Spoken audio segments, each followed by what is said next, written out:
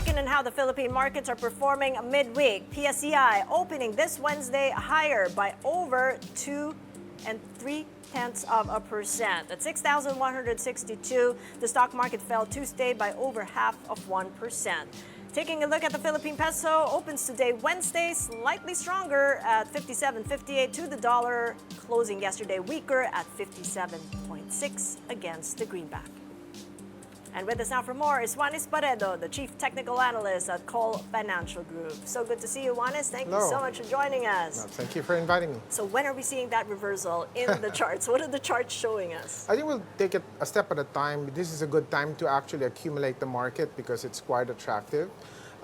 We've been stuck in a very big range for quite a number of years now, and we're at the bottom of that range. So how big is that range? Maybe we could that's show it about in the between chart. yeah, sure. Because that's about a range between 5,800 and 7,500. Okay, so Right? what So does we're that say about then? 6,100 now. Right, but we went down to 5,700 back in December 19th. Yeah. So that's a little bit of a reflection of what happened over the last maybe 3-4 months. Yes. But it's been repetitive, as you're saying, is what you were seeing in the chart here now? And so I guess people should look at this as an opportunity because it's very seldom that you stand here for a very long time. And now that the market is here, people should look at the potential buyback into this area.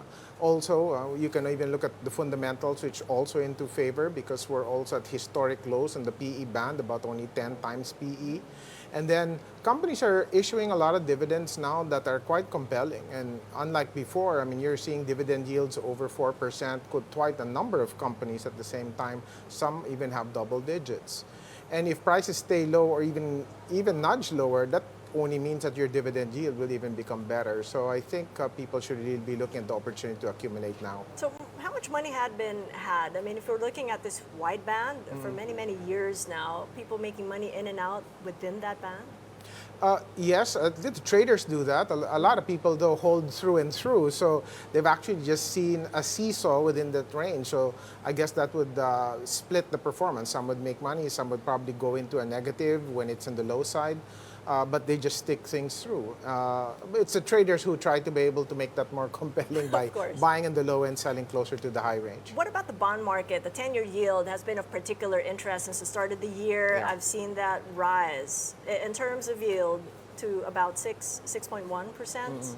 How is that doing right now? Is it in a static position, and are people getting into it as a sort of a hedge if they didn't want to play stocks? Well, they're trying to gauge to see how fast interest rates will go down because as rates come down, the bond market rises.